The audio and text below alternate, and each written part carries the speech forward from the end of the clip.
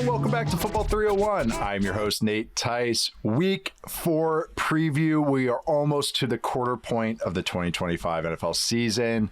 We're going to be looking at a few games today. We're going to get lost in the sauce with Eagles and Bucs, Colts, Rams, Ravens, Chiefs. Yeah, that one's worth talking about as well.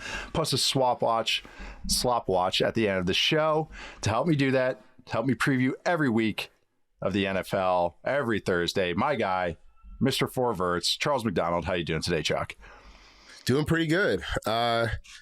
Something in the air in New York's got my allergies acting up a little bit, which I'm a little surprising because it's raining today. But other than that, we're doing pretty good. Getting ready for Thursday night football. New weekend, new week of football. It's here, just about. I'm finding every excuse to wear a sweatshirt. It's like it's 84 right now in Vegas. I'm like, yep, below 90. It's like 80 today too.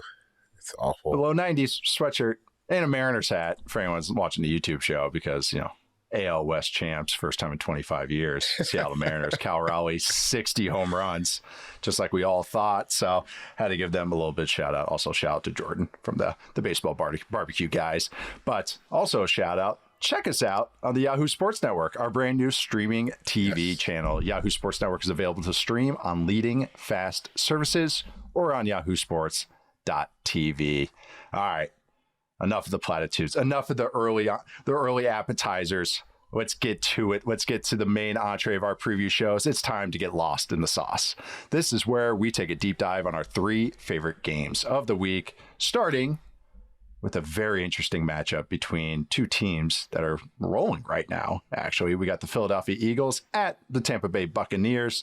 The Bucs are 3.5-point home dogs, which is always interesting. Should be a warm day in Tampa at Raymond James Stadium. That the cannon's gonna have a little bit of sweat on it. But this is this match, this battle, even though they're not the same division, and because they've won a lot of games the last few years, has a little bit of history to it, which I'm very excited to dive into. So we'll start with the one side of the ball that has a lot of history. That is when the Eagles have the ball. Jalen Hurts versus the boogeyman, Todd Bowles. I think that's where we start. Charles, is that what you're leading off with in this game, or is there anything else, or this side of the ball, or anything else grabbing your attention? Well, yeah, I think that's a good place to start because I would imagine there will be a lot of dropbacks for Jalen Hurts in this game, only because Tampa Bay's run defense has been just dominant to start the season. Like you described it in a certain way in our chat the other day, didn't you? Say there's caving heads in or something? Oh yeah, they're just caving heads in. Yeah, caving heads in. They have the number 1 defense in terms of success rate, 26.3% of opposing rushings are successful against them, and they are first by mile in opposing EPA per rush at minus 0.29. So basically, if you decide to run the ball in Tampa Bay, you're just tossing plays away to start the season. Like you're not really getting anything out of them, and it's not like they've gone against like slouches. Like they beat up the Falcons run game in week 1. Yeah, like they absolutely shut them down. So this defense is for real, and I would imagine that in this state they'll probably give the Eagles some problems up front, and the Eagles' run game has been good again this year. They've actually been like less explosive but more consistent on a down-and-down basis this year. But I still think Tampa Bay gives them problems, which means it's going to be Jalen Hurts against, you know, his boogeyman again, and Todd Bowles, and some blitz looks like he struggles with from time to time, and that'll be really interesting to see because I just think that this is going to be a kind of a chokehold fest up front, and it's going to be up to Hurts to make plays and kind of get past this. Yeah, and you know, Lane Johnson is playing, but you know, Landon Dickerson's banged up still. It just looks like it. And you know, Tower Steen is fine at right guard. So Vita Vea against those guys, that's going to be just a fun little. John Simpson for the Jets versus Vita Vea last week was like a grizzly bear match. That was those. Oh my God! There was literally one play, I didn't tweet or anything, where they just hugged each other. And they like both were like tried to like, you know, kind of wrestle the other one down, and they kind of just stalemated. So it was a weird football play where it looked like 2 340-pound men are just hugging each other as there's chaos going on around. But I know I know what they were both doing. They're both like trying to fight, but neither budged. But no, that's going to be, I think, super interesting with this matchup. The Bucs have so many cool young defenders right now. I think it's one of those things where like Antoine Winfield, he's not new, Antoine Winfield Jr., but like when he makes plays, it's like, oh yeah, one of the best like defenders in the league, and I kind of just forget about you sometimes. But then like Jacob Parrish, their slot's really cool. they got a couple cool DBs going on. Tyke Smith, he kind of plays in the box for them. They're just they're figuring out, how to hide Levante David a little bit. But I actually thought David did some nice things last week against the Jets. And then up front, I mean, you mentioned we got Vea, of course, but then Yaya Diaby's bringing some juice. I think Hassan Reddick has been really kind of inspired this year, even against the run. He's had a couple nice. He lost a lot of money last year, Got to get that back. it's like we always make the joke, but permanent contract year Hassan Reddick for the rest of his career. That is going to be his mindset the rest of his career. But the main event of this, like you mentioned, is going to be Jalen Hurts versus Todd Bowles and what their game plan is. The whole Eagles offense. He just has found a way to make Hurts not feel comfortable back there. At first, it was you can kind of chalk up some things to early playing Hurts. Like I think the first time they played in the playoffs, Hurts was so young in his career, all that. But then ever since then, they've kind of it seems like they always catch the Bucs at a weird time. But they've played 3 times since Hurts has taken over as starter. And I looked it up and I was like, are we just making a big deal of Hurts' performance, or is this everybody? So in his 3 games, I looked at all quarterbacks since 2019 when Bowles arrived with the Bucs that had 40 or more pass attempts. Okay, so there's 35 quarterbacks. Hurts ranks 28th in dropback success rate, 37%. He has an EPA per dropback of negative 0.12, which ranked 27th. His completion percentage, which actually is something Hurts always kind of gets because he'll hit some stuff underneath, 57%, which ranked 31st. He's taken 9 sacks. His 8.8 sack rate is 30th, which actually isn't that crazy. Actually, that's kind of in line what he has. 71.5 passer rating. Doesn't scramble as much as you would think, but I'm going to talk about that. A quarter of his throws, he throws outside the pocket, meaning he's getting flushed outside, and then ranked 30th in net yards per attempt. It's just this is what he does. And this is the heat chart, if you're watching the YouTube show, of Todd Bowles versus Jalen Hurts and Hurts' career when he brings a blitz. And you can just see it's a lot of going left and finding something underneath, because that's what Bowles realizes. Hurts is a little weaker throwing to his left, like most quarterbacks to their offhand, but especially with Hurts. So he's either scrambling, throwing stuff away, or throwing something short underneath there. To the right, it's unpin the grenade and launch it. That's kind of his MO. He's going to hit something underneath, or he's going to throw a go ball to the right. That has just been the career. It's apparent on eye tests and everything. I'm just curious to see. I thought Hurts did a lot better against the blitz last year. Is there a new answer for you? Or what I think they should just keep doing, what was working for him last week, was ISO ball, chuck it to Brown, chuck it to Devontae Smith, and let the run game churn. And I just understand that it's going to be a bit of a rock fight. So don't chase points. But I'm curious to see what the next step is for the Eagles offense, because this is not the easiest test for them. Yeah, it's not the easiest test, but they did look a lot better in the second half last week. So got to give them that. But man, it's hard to pinpoint where they could be, because they have the first half of last week where they gained 33 yards in 22 plays, and it's like, oh my God, this is one of the worst things you've ever seen. And then they just start firing in the second half and come back and win that game. So I don't know which version of the Eagles we're going to get, but man, if Tampa Bay's defense does what I think they can do to the run game, then it's going to be a lot on Jalen Hurts' ability as a passer to kind of overcome some of the stuff. And it's been mixed results there so far this season. Yeah. I think the one thing on this kind of last thing on this kind of side of the ball, I think Hurts' legs are going to be very important. I think design runs, you can maybe get the Bucs because they're aggressive. You can maybe get some of those scrambles. I mentioned these scrambles a little less. I would try it. Right now, the Bucs are 27th in success rate against scrambles. They've actually allowed the most scrambles in just quantity wise. Bucs have some good team speed, to keep up with Hurts, but that would be one way, I think, design runs to kind of get some cheap yardage and just kind of keep it afloat, and also just sprinkling new things, not just sneaks either, not just a tush push. I mean, truly reading the side and pulling off if the end collapses. But the other side of the ball, got some interesting Eagles defense injury news. Nolan Smith on IR, another triceps injury. Yeah. Jahad Campbell did not practice, at least on Wednesday, with a triceps injury. Zach Bond did not practice. He had a knee, but I think he said he's going to be okay. Tough Wisconsin guy. Hell yeah. And then Adoree Jackson, their starting corner, who's been a little iffy, did not practice because of groin. Mike Evans for the Bucs is out with a hamstring, but Chris Godwin might be back. And Tristan Wirfs looks like he is back. They put him on the depth chart starting at left tackle. So you got Wirfs at left tackle, Ben Bredesen at left guard, Graham Barton back at center, who did an admirable job at left tackle, I would say. By the way, before I kick it to you, Ben Bredesen is also part of this post-Giants bump that players get. So now we got Saquon, now we got McKinney, now we got Daniel Jones, and now we got Ben Bredesen, who was a solid guard who actually did a nice job moving around. But I've been saying Darius Slayton. I don't know why you don't got to stay with the Giants forever, man. Someone pop him up. Someone get him. I know. Dude, teams have tried. I think he just likes to stay. He just likes it. You know, Mr. Giant.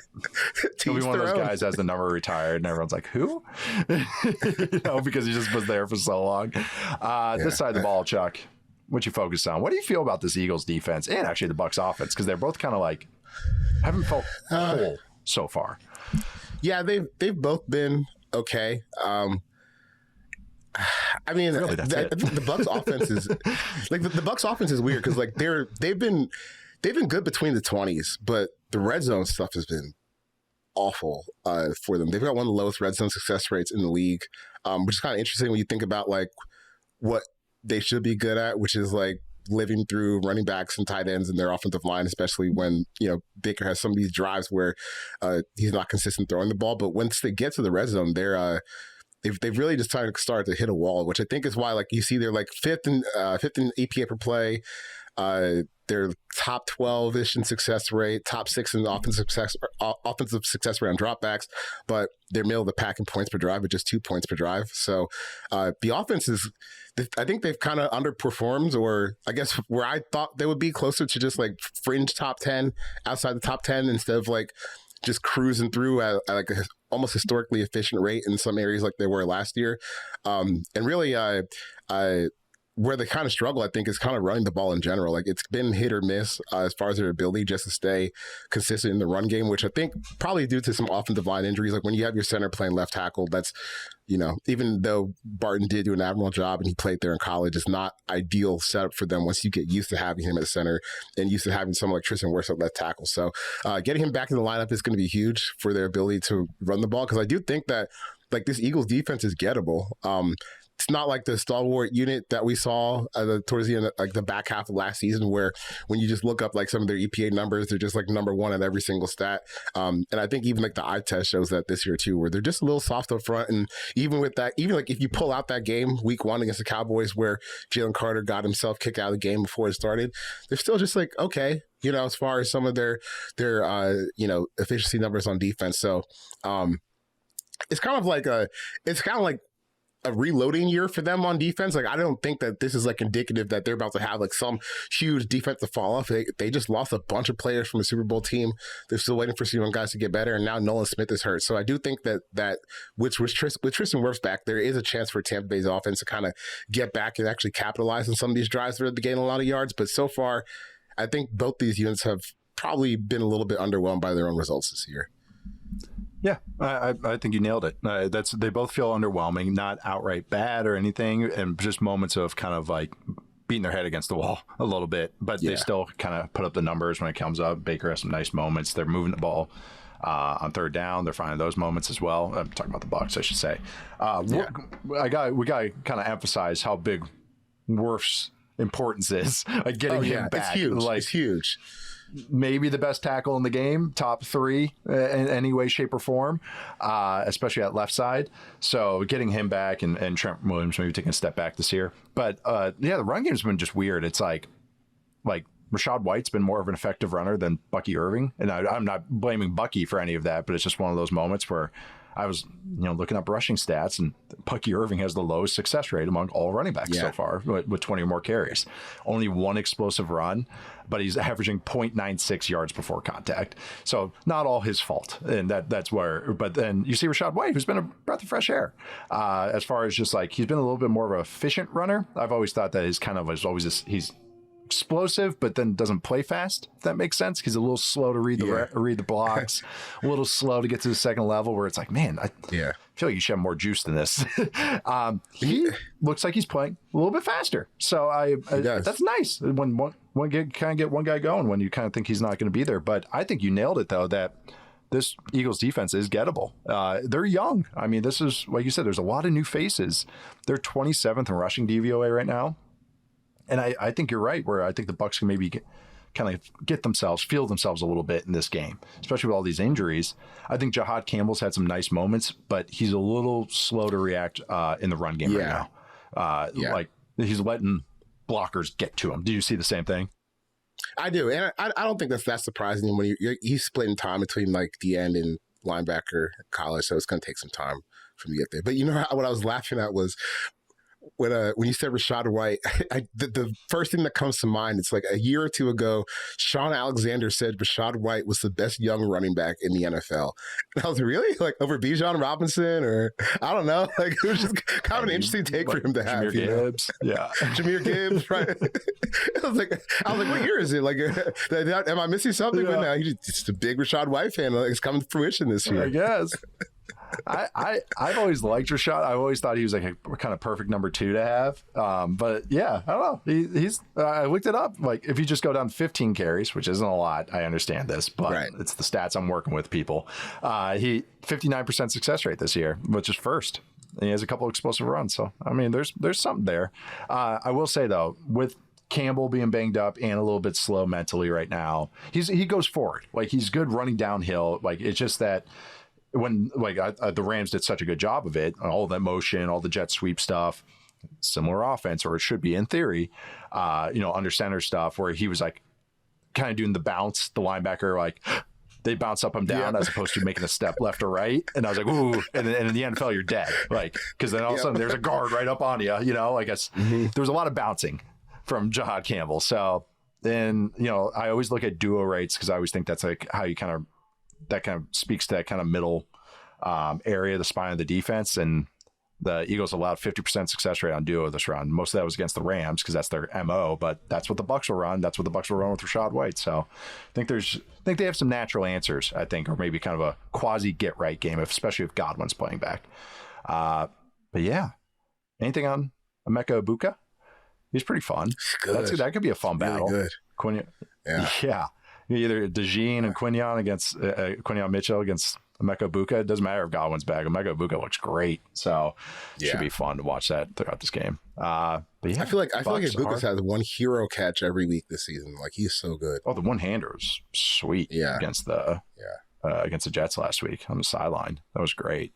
He's just I just always describe him as useful, which is like a great compliment, I think, especially for receivers. But it's like he's got even more juice than maybe I give him credit for. Where it's like, oh, you're very real. It's like him and actually Godwin actually compare a lot alike, which is funny. They're on the same team now. All right, predictions. Eagles are 3.5 point favorites on the road. What you going with here?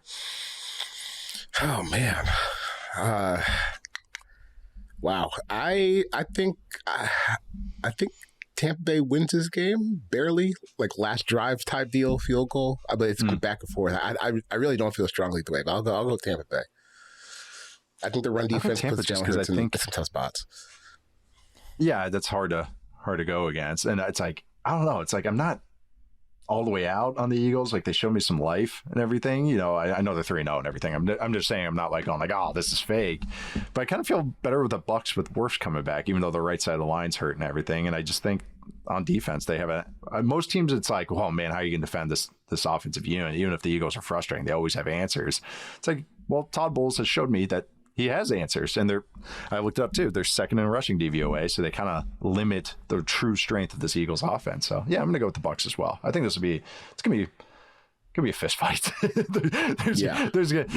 think there's gonna be some stretches of ugliness in this game, but I think that will be actually pretty fun in the end. We're gonna take our first break, and we'll come back with the other two games for Lost in the Sauce. See you guys in a sec.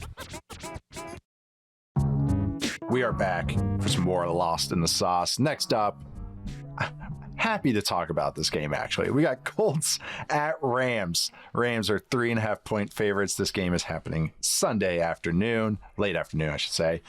Oh, man.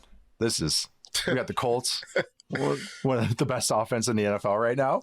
I ate some crow on Tuesday's show, going against a Rams team that, man, they should have won that game against the Eagles. Rewatching it's even more brutal. Even though the Eagles did some nice things, it's like, hey, special teams are important too. And they saw maybe a little weakness in that Rams field goal unit. So we'll start, though, with the Colts, again, who have one of the top offenses in the game. the top offense, I should say, going against a Rams defense that has a good pass rush, maybe a little iffy corner play, but what's grabbing your attention on this side of the ball?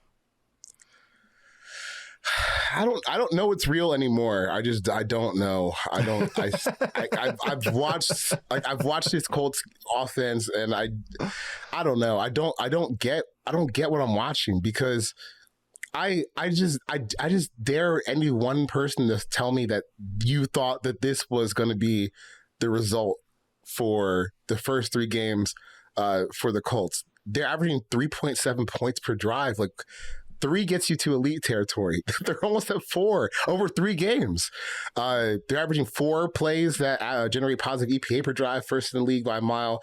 They're averaging over 1.6 expected points added per drive. They're first in success rate on dropbacks, first overall success rate at 52%, third in rushing success rate, and they're balanced as hell too. Like, they're only 18th in first down pass rate, so you don't even know what they're trying to hit you with. Now, I would imagine that this is probably a little bit of a front runners offense. I'm sure that they've benefited from some of the teams they played on their schedule so far, but it's hard to knock like what they've done over 3 games where they've become like flat out the best offense in football. I still cannot get myself to the point where I think that this is going to last for the whole season, but I feel good enough now saying that this should be at least a top 10 offense for the rest of the season. I think that it's, again, like another good test for this Rams defense, where last week we were talking about how you didn't know quite what was possible for the Rams going into that game against Philadelphia. And now they're playing a game against Indianapolis where you're still trying to kind of figure out what is real for both these teams. And again, I think it's another good test, but wow, the Colts, you really got to give them some flowers. Yeah, we did take poker on Tuesday. Matt and I did, and replayed some of my Colts comments from a month ago when they went with Daniel Jones. And yeah, I mean, but I'm watching it. I'm right there with you, where it's like I'm looking for like the signs where I'm like, oh, this is just fake. This is just fake. They're getting lucky here, and I'll talk about maybe they're getting some bounces, but also it's like, no, this is good designs. Players are playing well. They have no real glaring weakness. I would say their center is probably the biggest weakness right now, but it's not like huge because they do a lot of nice things to kind of make his life easier. You brought up all those stats. How about through 3 weeks, they have a top 5 offense. They're tied for 4th technically in terms of success rate since 2011. And it's like the teams that they're with. It's like the 2011 Patriots, the 2023 Dolphins, the 2018 Chiefs. That's the teams that they're up there with so far. So I kind of came to the same conclusion. It's like, do I think it's going to keep that pace? No, but I think this is a top 10 offense. I'm fine saying it because they can be balanced. They haven't faced a lot of third downs. That is the big thing. And that's a compliment, but also I want to see what happens when you do face a lot of third downs in the game. A team does get after you on early downs, and I think both sides of the ball, it's going to be a battle of first and second down. So far this year, they've only had their average third down distance to go is 5.4 yards. The Rams is 4.9, so they're first and second. Third place is 6.2, so they're both well ahead. The Colts have only faced 13 third and long, so third and long is 7 or more yards. They have a 15.4% conversion rate, which ranks 26th. So they have to win on first and second down. You don't want Daniel Jones dropping back and having the time and time again. He is playing well, and he's reading the offense very, very well, very, very well right now with the comp sets and stuff. I brought up an example on mesh. He got to the third read on a backside dig, and I was like, never seen you do that before once in your career. But they have to live in front of the chains. It's just because that's just how they have to play. I think we all know what Jones's kind of maybe peak is, but I also do think he is playing well with what's going on. I think I texted you this. There's a baseball stat called BABIP, which is batting average on balls in play. And it kind of says, it can be a identifier of luck. Sometimes some guys get away with it if you throw hard or you induce, ground outs and stuff like that. But anyways, Daniel Jones's BABIP is pretty high right now, where a lot of guys are making the catch, or a lot of guys aren't just making the mistake that's catastrophic, or a free runner comes, like Jeffrey Simmons was nuking the offensive line time and time again, and he was able to, those guys stumbled and hit each other, and he kind of got out of the grasp, almost like he's got some plot armor right now, as they call it in storytelling terms. Can even get to the playoff alive, so yeah. Plot armor. And so I'm not trying to take anything away what's going on. This is a good offense. Even with Jones regressing a little bit, like it's still a good offense. The bones are really good with it. But I'm agree with you. I think this is a fun test for them. I think they're doing some really cool stuff with how they use, Tyler Warren. I think that Daniel Jones's legs we might get used a little bit in this game on design runs because Jared Verse and Byron Young are they can get caught with the eyes in the backfield because they get a little bit aggressive. So I think it's how do you stay ahead of the chains, but the Rams don't really do that in the run game. They don't get a lot of TFLs. I think they're last in stuff rate, but they get a lot of sacks. They're third in sack rate.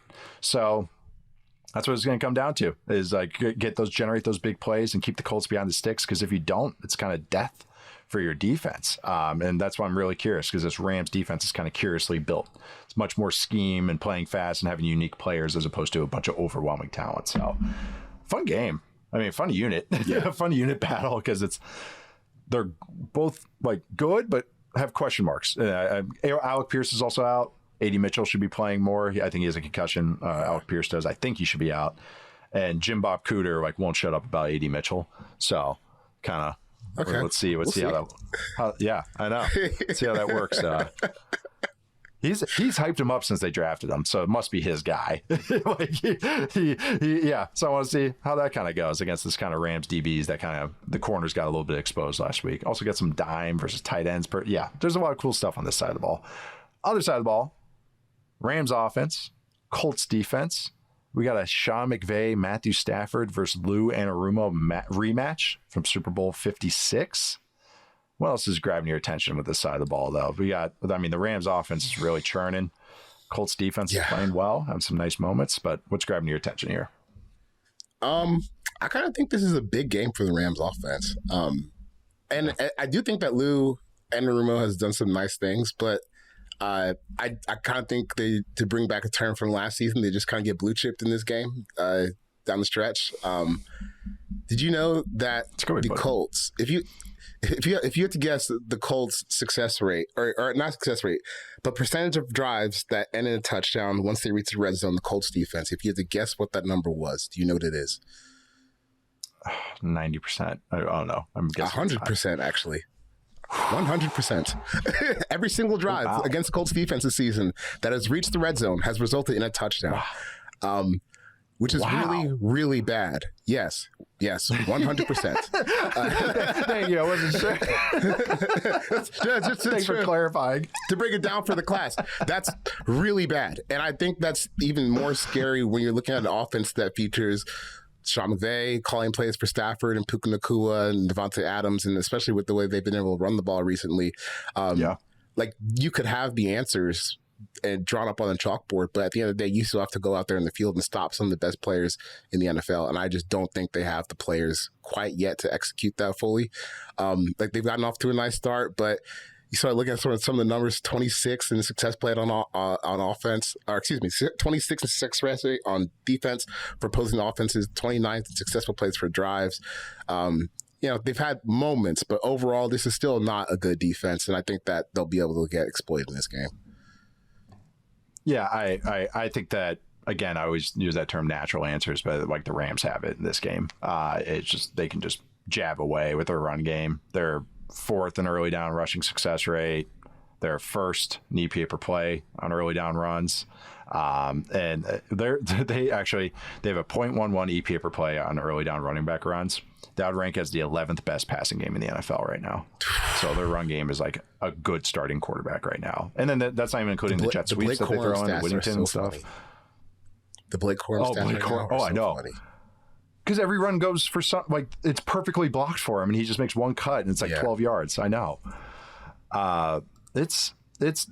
Colts run defense is 17th on early down. So, and honestly, I just didn't even know this because didn't look at DVOA until right now. And DVOA, they're 23rd in rushing defense right now, but third in passing defense. And if you look at the teams they played the week 1 Dolphins, who are a zombie team. They played the Broncos at home, and then they played the Titans with Cam Ward and Brian Callahan game. Whatever that is. Yeah. So like watching those games, the timeout, delay of game, 60-something yard field goal try was one of those sequences, I had to look not 5 different sources, but several sources to make sure you're already out on it. It stinks because I actually like how the designs are looking, but it's just like there's a feeling of stink with the game management stuff that I can't overcome as well. It's like, I see you. I don't know. It was like Ricky Morris last year when he had some of the game management stuff at the end of the half, and I was like, oh no, I know what this is. So yeah, maybe that's not. Yeah, I know. It's kind of the term I like to use, the canary in the coal mine for some of the stuff. So I thought it was interesting though. Colts are mostly based out of nickel because Kenny Moore is kind of a nice weapon. The Rams are totally fine with that. Do they go 12 personnel? They've been trying to use more tight ends. What are the run game against that as well? I think they'll find some nice answers because that's why they have Whittington. That's why they have Puka Nacua doing all that motion stuff and the lead blocks and everything. So I was trying to like pull out a thread here. It's like rather than just chalk it up to run game. All right, Lou Anarumo versus Sean McVay. I found it. 3 games on True Media. Week 8, 2019, Super Bowl 2022, Week 3, 2023. The Rams have a success rate under 40% in those games, including a 38% success rate in that Super Bowl. I know Joe Burrow did everything, but that Bengals defense was on a roll. But what they get is the Rams get a lot of explosives. So does it come down to that? But also remember that Rams run game after Gurley stunk for a few years. It was really bad. Oh yeah. They had Cam Akers off an Achilles, playing for them, playing big moments and running him a lot too. Yeah. Just going, hey, your other Achilles is fine. But I think this is the best Rams run game that they've ever had in this matchup. So curious what they kind of got for him. I'm sure, they obviously, but I think Lou Anarumo probably sees that Matthew Stafford no-look throw in his dreams and his nightmares. Probably just had to stop that freaking dig one time and we got it. But I think the Rams, again, have a natural answers. But, Anarumo's had some nice answers for them in the past. So I'm curious if he's got something new for him this time around. Final predictions. The Rams are 3.5-point favorites at home. What are you going with here, Charles? I'm going with the Rams. I just think they're a more talented team as a whole. But I do think I can't find myself wanting to give a committed take on either the Rams defense or the Colts offense. So I'll be having my NFL, the Rob Lowe NFL hat on. That's how I'll be watching this game. But I think the Rams get it done. And Stafford has a big day. I think that's fair. I'm also going Rams. I'm trying to decide whether I want to say they cover or not. I'll say the Rams win. I think this might be a 30-24 type game.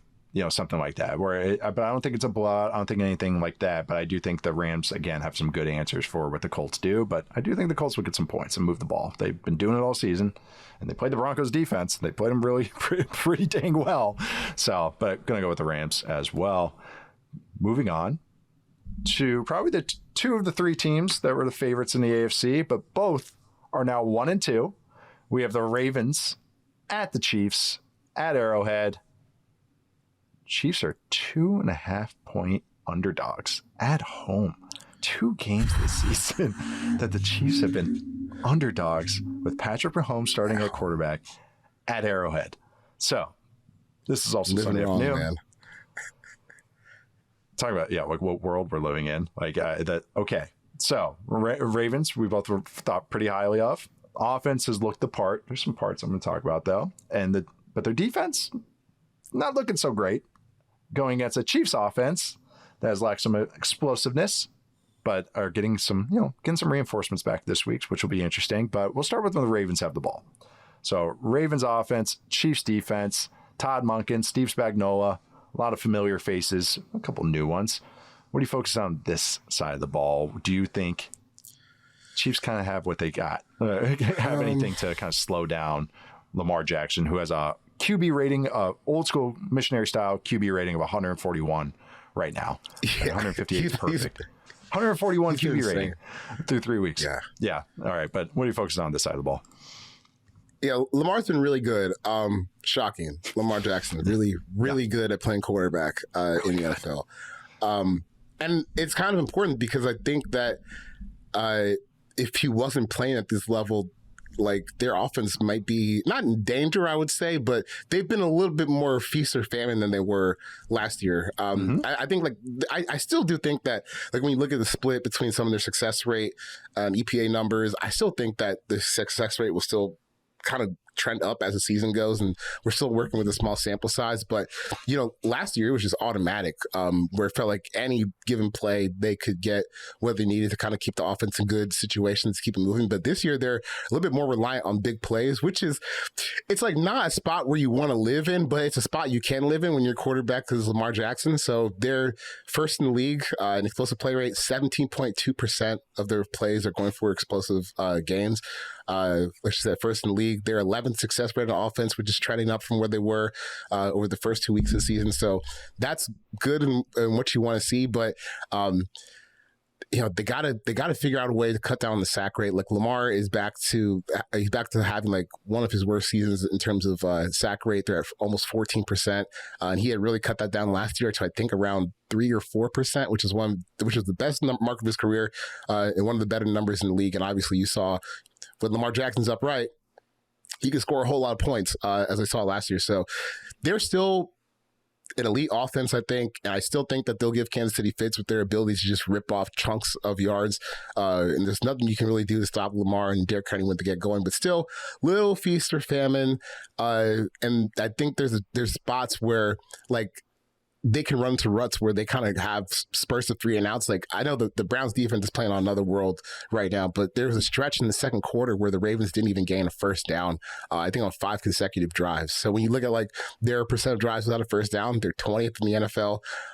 But fortunately the Chiefs defense is 25th in the same stat. So I think they're going to get gashes. It's just, can you do enough to, I guess, keep the Chiefs offense off the field, which sounds crazy to say, but their defense is that bad right now that I think you need to sustain some drives and not keep giving the ball back to Patrick Mahomes. Yeah, I mean, you nailed it. The feast and famine, it feels real. Like, it feels like it's up to Lamar to hit chunk plays right now. I mean, all the stats say it. The Ravens right now are 29th this year in drives that go 3 plays and a punt. A third, essentially, of their drives are 3 and outs, with a true 3 and out, which is the punt, not a score or not something like that. It's Lamar doing everything. He's pushing the ball further than he ever has in his career. This is the highest rate of throws that have gone 10 or more air yards in his entire career.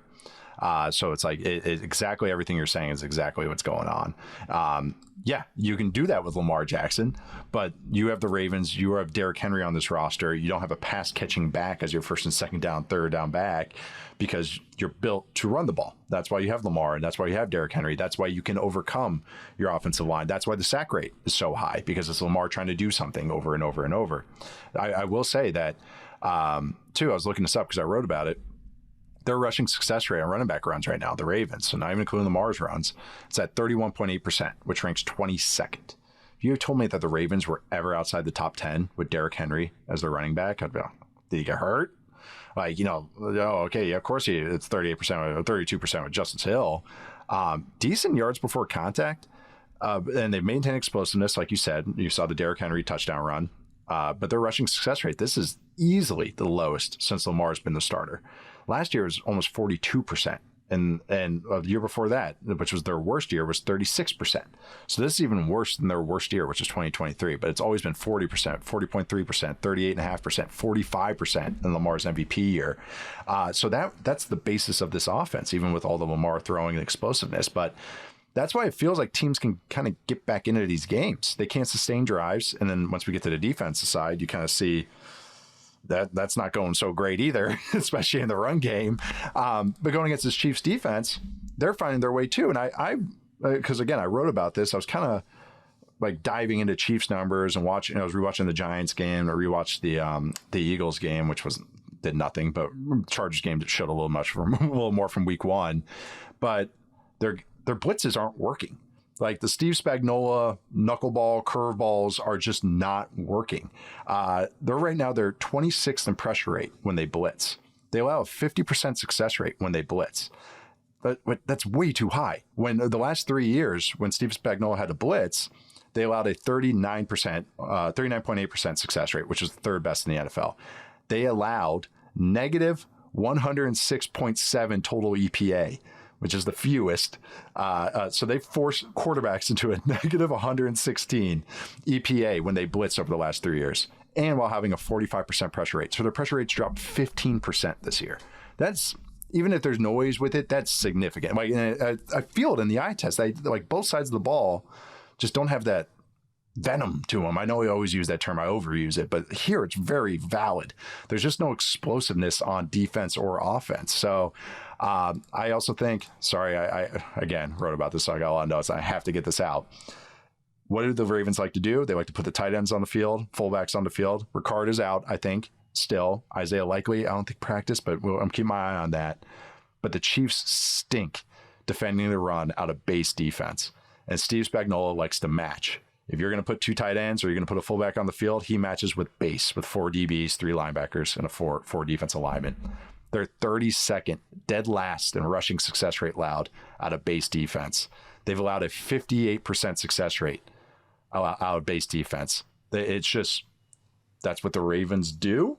So I'm kind of, they might have, Ravens have might have a nice answer here as far as maybe getting right with the run game a little bit. So both of these units are like not bad or anything. Obviously the Ravens are putting up points, and I think the Chiefs are fine. It's just like something missing right now. And maybe the Chiefs are getting reinforcements, but that's just kind of how I feel about them right now. Yeah, and I understand, like, if you're a Ravens fan, it's probably, well, we sound probably insane right now. It's like, well, they're still scoring, 30, 40 points a game. Like, it's fine. This is still an elite offense that can absolutely win a Super Bowl, Yes. But, just not as wholly dominant on down-to-down basis. Right. Nick and Pitts, right. Yeah. Yeah. If you want to make a Super Bowl run, like, I'm going to look at your run game. If you're not running the ball, like, I know it's an old adage and people think it's true. There's a certain, you have to be able to at least be valid as far as running the ball. And I think they'll get that way, obviously, just who they have. So even if Derrick Henry has maybe lost a half step, hopefully he got the fumbles out of the way. But I do think it's going to be an interesting matchup. The Chiefs are doing a lot of dime again, too. That's something I'm keeping my eye on. Jaden Hicks is pretty cool as like the dime backer. So that's another thing kind of keep my eye on with this defense, too. But it's both these units kind of have to find their way. Maybe Fulton coming back helps for the Chiefs, and you bump McDuffie back into the slot. There's some answers that they can maybe find. Steve Spagnuolo's defenses always get better, too. But they're still middle of the road. It's not like they're awful. All right, other side of the ball. We got a movable force versus a stoppable object. That is the Chiefs offense versus the Ravens defense. What do you want to start with on this? Which one do you want to lament? Okay. The Chiefs, they're kind of doing the thing again. They are thing again, because look, I'm gonna call it the Ichiro offense, just singles, right? Because I want to say I am tired of watching this offense, and it's not because of because there are people who don't like the Chiefs because they've been great and because they've been dominant over the past almost decade now. I'm not one of those people. I love watching Patrick Mahomes absolutely dunk on defenses and score 50 points when he's at the best of his abilities. I think it's one of the coolest things I've ever seen in my entire life watching the sport. But this is not even close to that. He is absolutely like dragging them to hell and going to battle against 300 warriors from the past, where he is doing everything for this team, and it looks awful and it feels awful, and they're ninth in the EPA per play this year. It's so annoying.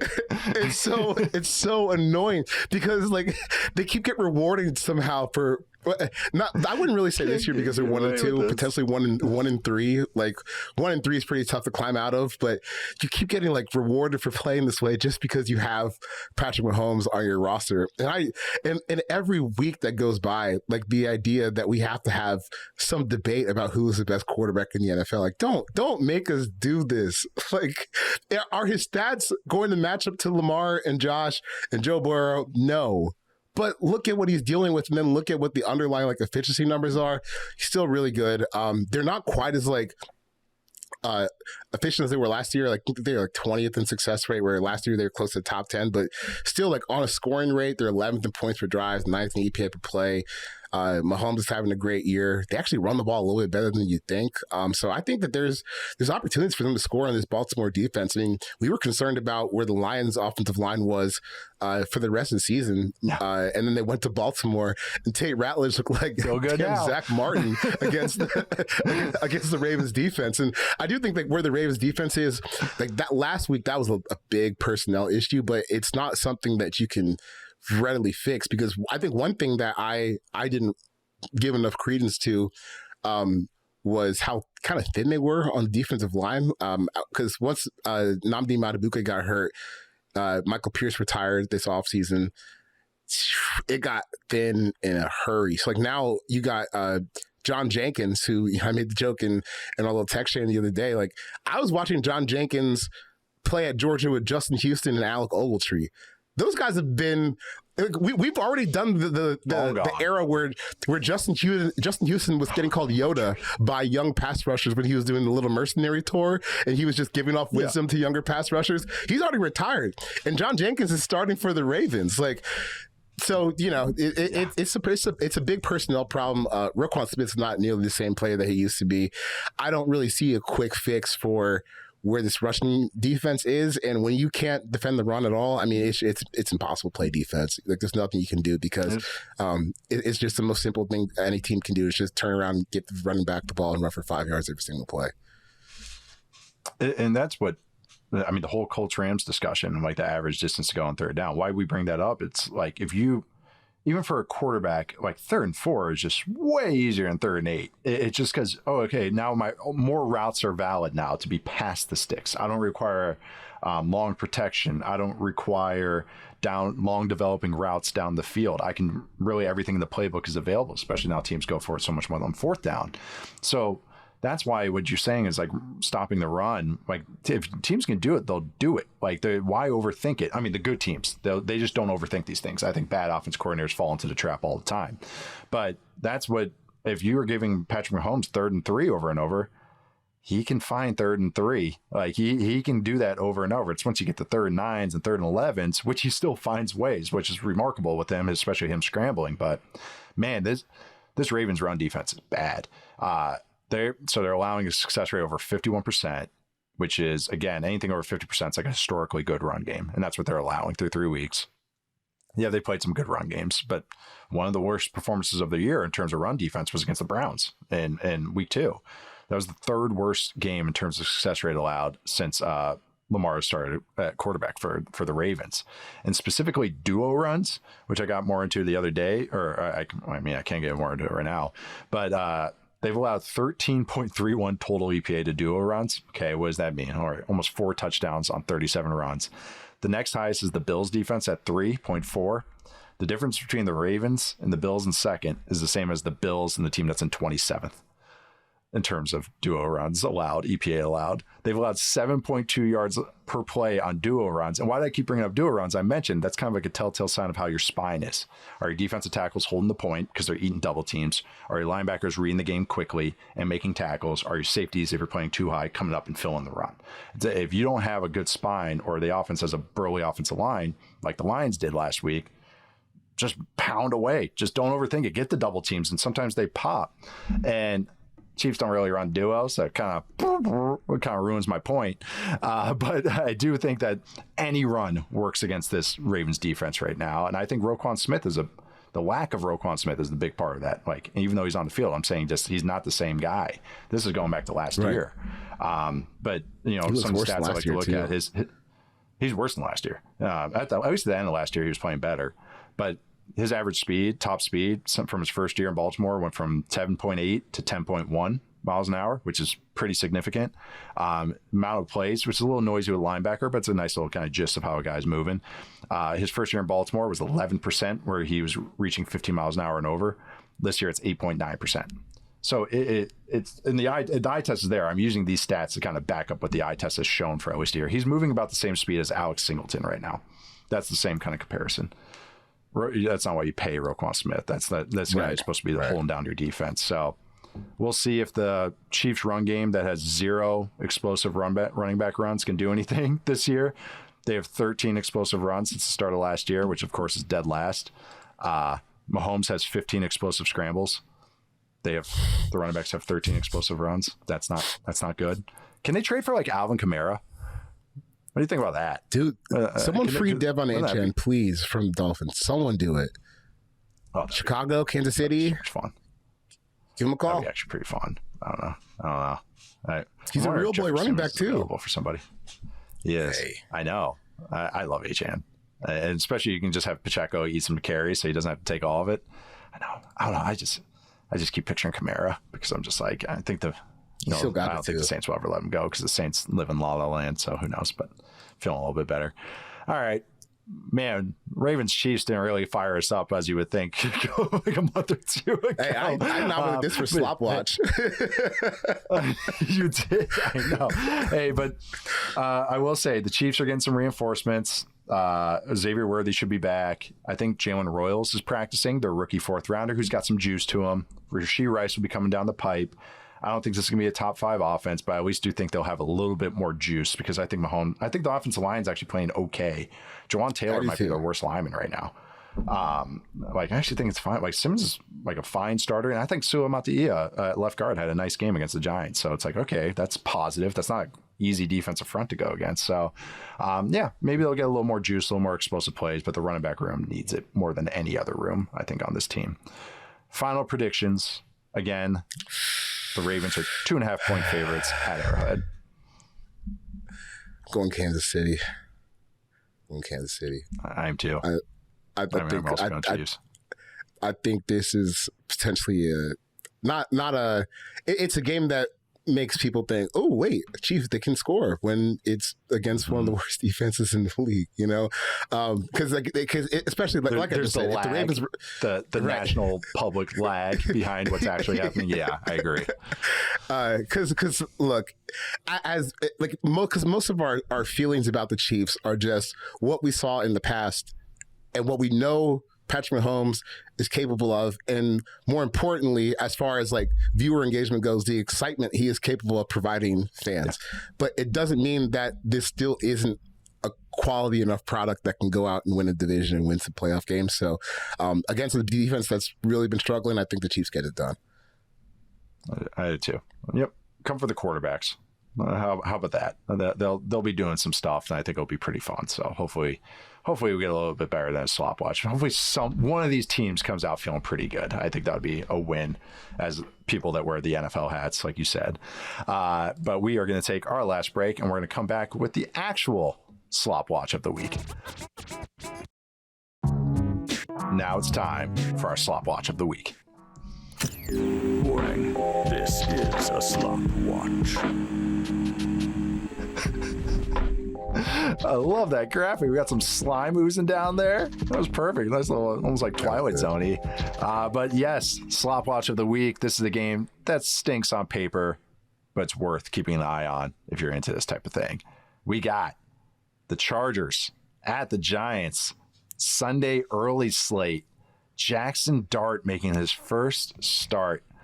Giants are 6.5-point underdogs at home with a rookie going against Jesse Minter. Slop Watch here. What are you watching in this game during Dart's first start against a Chargers defense that's extremely well coached? Just survive, man. Just get to the next down. That's. Did you think this was the right week for it? Like, what do you think about the Giants right now? Like, I kind of know, but I want to hear it. I think that every game in the NFL is very hard. And the idea that you should just wait for an easy opponent, like to put him in, I don't buy that at all. Because what? If Jackson Dart gets absolutely clobbered this weekend and throws like for 40 yards and throws 3 interceptions, that ruins the rest of his career. Sounds like he just wasn't ever good in the first place, So I don't think people have actually thought about what it means when they say stuff like that, and also don't really think about like what it means to the rest of the team. Is like, oh, so the rest of us should just go get our ass beat with no chance to win because we got to protect the feelings of some rookie quarterback. Like last year when people were saying, oh, you can't start Drake May against the Texans, why not?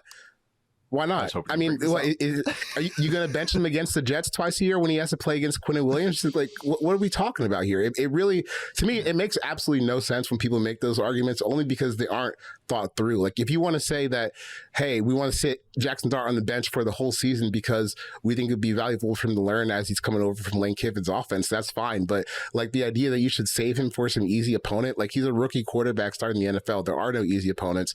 It's going to be hard. He's on one of the worst teams in the NFL. So just go get your ass kicked now and let's rip the Band-Aid off. Right. That's what you say he needs reps. What better reps than the live reps? These are reps. Let's get those live bullets firing. I do think like the second part of it is like it has more to do with like media reaction and fan reaction to bad games, because if we could just be more rational about like a rookie quarterback having a bad game, like you probably wouldn't hear people say this as much. But since we can't handle that anymore, we can't handle like 22-year-old quarterbacks having bad games as a society. You get people saying ridiculous things like, oh, just wait until you get to the easy NFL team to play against when you've never played against an NFL team before. Yeah, none of it's easy. There's no good week to drop a guy in. There's still game plans and blitzes, and like that's the thing. It's not just like a pass rusher winning against a bad offensive lineman. It's like the looks you get don't change. Like it's going to be hard. Like, there's not like, there's a couple bad defensive coordinators and everything, but most of them can just throw something at you that's going to make it hard. Like even the Saints, they play next week. Like it's okay. Yeah, maybe not the most tenacious defense you've ever seen. They still got some dudes, and they still like Brandon Staley actually has been throwing some funk out there. That's not easy for a guy, like you said, that's just jumping from the SEC, especially a guy that I thought needed time. I had a 3rd round grade on him. I thought, this guy needs time. He's a project. That's why they have Russell Wilson. He's a project. Then they go 0-3, and then Brian Dable's like, yeah, it's my decision. It's like, no, it's your decision.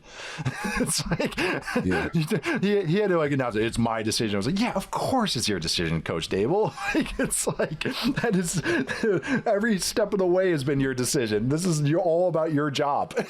Everything about this. This reminds me of a great quote. One of my long-time childhood buddies played linebacker in the NFL for a little bit. I'm going to hide his name because he's my friend. But he was telling me about like his first year in the NFL, and he was like, bro, every single week I play against the best football player I've ever played against. And I was like, that's exactly what it is. That's exactly what it is, Every week play against the best football player I've ever played against. Chris Long was talking about when he got drafted by the Rams, and he was with Steven Jackson. Freaking Steven Jackson was like one of the all-time like bus team guys, first guys off the bus at running back. Oh yeah. And he said, who's going to tackle this guy? And he said he's sniffing, smelling salts, and just like his eyes are bloodshot red, and he takes like the first carry and he just gets lit the up on the first play.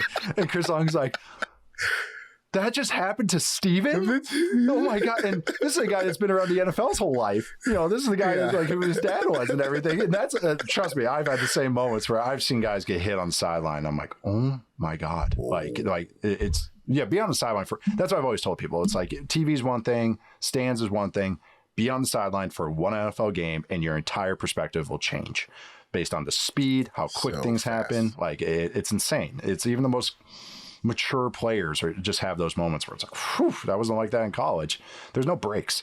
But anyways, off the philosophical stuff, I think I'm just going to continue a note that I had from last week. Chargers defense, susceptible to scrambles. Jackson Dart, I feel like, is going to run a whole lot in this game. I think design runs, I think scrambles. His scramble rate was nearly 10% in college. It was over 10% in the preseason.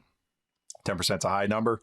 Chargers defense, 28th in scramble EPA per allowed, 3 explosive scrambles allowed. They've allowed the most yards to scrambles this year. Hopefully you were on that Bo Nix over last weekend. But I think you're going to see Jackson Dart running a whole bunch on design runs and on scrambles when he has to drop back. So it will be interesting to see against a very well-coached defense. Predictions, just real quick. Chargers are 6.5-point favorites. Yeah, Chargers 6.5 covered. Chargers all the way. Yeah, I think so too. I think also the offense will have plenty of fun as well. All right, we haven't gotten to it. but we had to slip in a Hoss fight. So we have an honorary Hoss fight of the week, and that's the Browns at the Lions.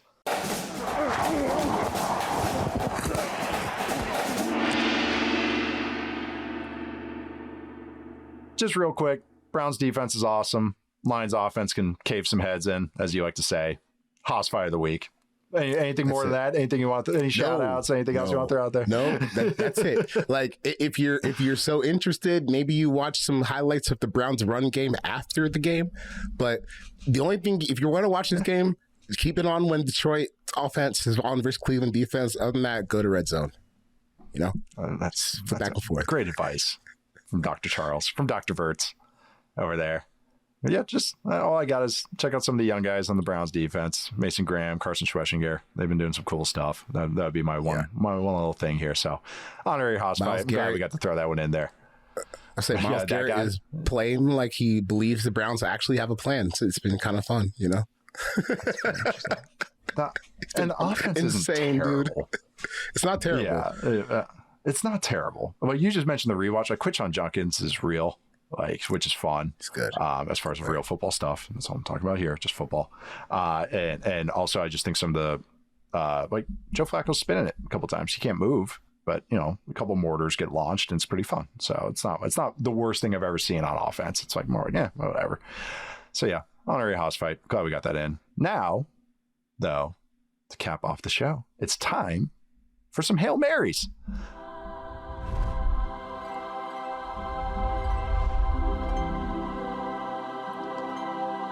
Got Stone on that soundboard, just churning it out. Yeah, this is Hail Marys is where we throw up a prayer of a prediction. I think this is apt for the name Hail Marys. We're trying not to make it easy on ourselves. We're 0-3 so far. We had some close ones last week, though. Chiefs barely outgained the Giants, and Caleb had 298 passing yards when I predicted 300. I should have said just over 250, and that would have been nice and easy. But Charles, what is your Hail Mary this week? Okay, so I'm piggybacking off of all of those scramble stats that you had about Jackson Dart and the Chargers. And I understand that the Chargers are not good against scrambles. And I understand that Jackson Dart is going to scramble a lot. But I still do think there is some room for some absolute foolishness to happen here with Jackson Dart when you're in your first game and you've come from whatever bastardization offense that Lane has scrambled on with the Bryles stuff and to create the money this play, the money cheese play offense. Yes, it's despicable. But I think Chargers linebacker Dane Henley hawks down Jackson Dart for a strip sack in this game. Oh, that's a good one. Yeah. Where you see like the Looney Tune birds, like Jackson Dart's near the sideline, and he doesn't realize how fast Henley is, and you see the whirly bird, like Looney Tunes going off in his head, and then boom, strip sack. That's what I think happens in this game. Glad you got a Looney Tunes reference in there. No, I didn't mention this, but I was going to say Chargers got some team speed, so that might be a big revelation that even if the FCC is fast, it's not NFL fast. And Henley is exactly who I was thinking of when I said that. I like that one a lot. So I think they would be out in space. And the success rate's actually not bad for the Chargers defense. I just like to bring up the other numbers as well. It sounds better. All right.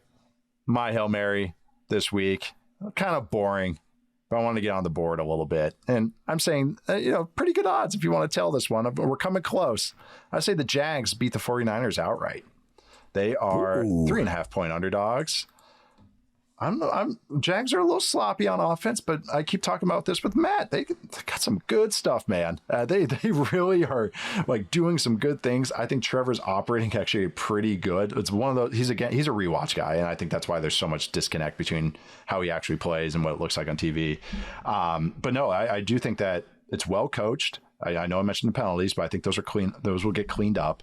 But I think the offensive line's going in the right direction. I think this coaching staff's got a lot of cool ideas in the red zone, a lot of cool ideas on third down. I think they're using personnel pretty well. And I just think that, Brian Thomas Jr. is that last play, that last play against the Texans just fell, or the play that put them ahead or set them up to go ahead, kind of gave them some nice taste in their mouth, I think.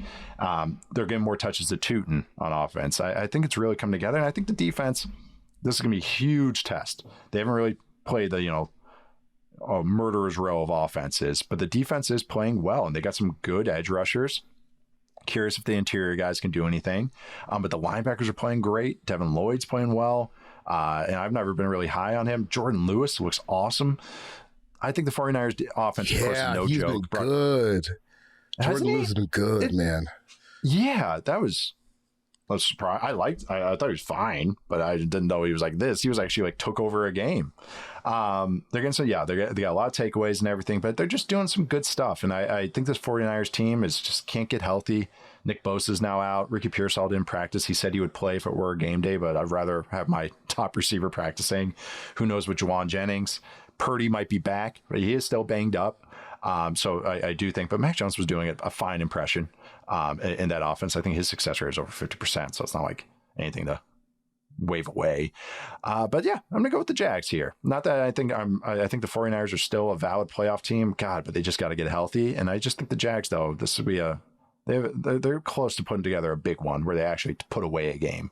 Might not be this week, but I think they're going to at least hang in there and maybe cover this game as well. So yeah, I like that one. Jags beat the 49ers. Yeah, let's do it. Let's cash one of these Hail Marys. Then finally we can put it up on the board and actually see what it would have won. Be nice. But we're closing it out today. Charles and I will be back Sunday night to recap week 4. It'll be a ton of fun. After the afternoon games, the late afternoon games, right before Sunday Night Football, there's that little hour window. So come hang out with us as we go live on YouTube and other channels. I'm Nate Tice. You can find me at Nate_Tice. That is Charles McDonald. Where can they find you, Chuck? What'd you work on this week? Same old 4 verse columns, pods, columns.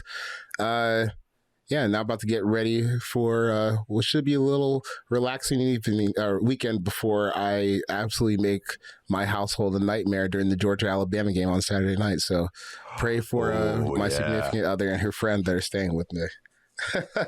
Okay. Does she have a college team? No, she doesn't really care about college football. She's a UNC basketball fan, so she doesn't have anything right now. Okay. I know my wife doesn't care about any of it. She's like, oh, okay. Oh, golf's on again, huh? And it's like, yeah, it's the Masters. It's Thursday Night Football. Good Thursday Night Football game. So I'll be checking that one out tonight. But subscribe to us here at Football 301. Follow us, rate us wherever you get your podcast. Pretty please, 5 stars. Leave us a comment, leave us a reply, all that good stuff. On the show, you can do that on Spotify as well. Also, watch us on YouTube on the Yahoo Sports YouTube channel. Make sure to check out all the great content on there. Make sure to subscribe to that as well. Thanks to Stone, Austin, and Madison behind the scenes for making us look and sound good. Thank you all for listening. Enjoy the weekend. See you guys on Sunday night.